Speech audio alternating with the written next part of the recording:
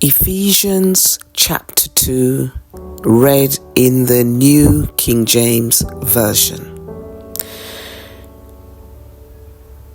And you he made alive, who were dead in trespasses and sins, in which you once walked according to the course of this world,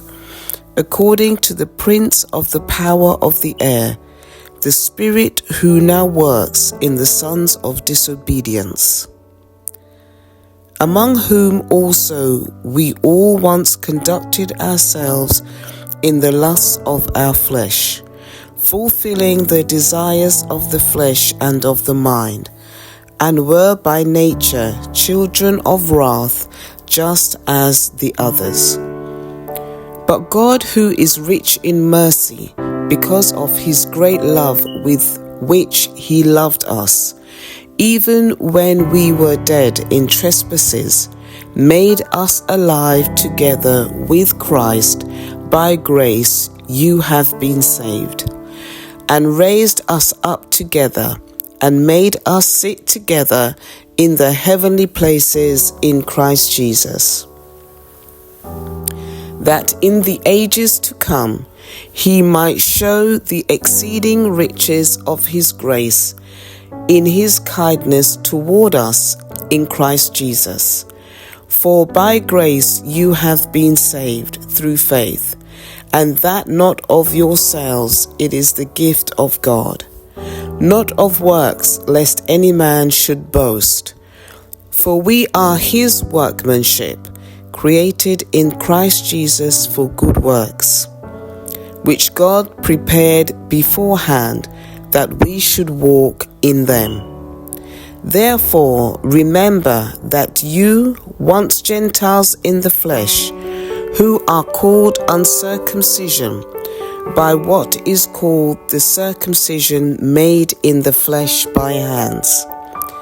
that at that time you were without Christ, being aliens from the commonwealth of Israel, and strangers from the covenants of promise, having no hope and without God in the world. And now in Christ Jesus, you who once were far off have been brought near by the blood of Christ. For he himself is our peace, who has made both one and has broken down the middle wall of separation,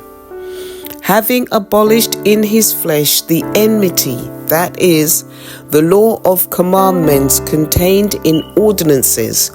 so as to create in himself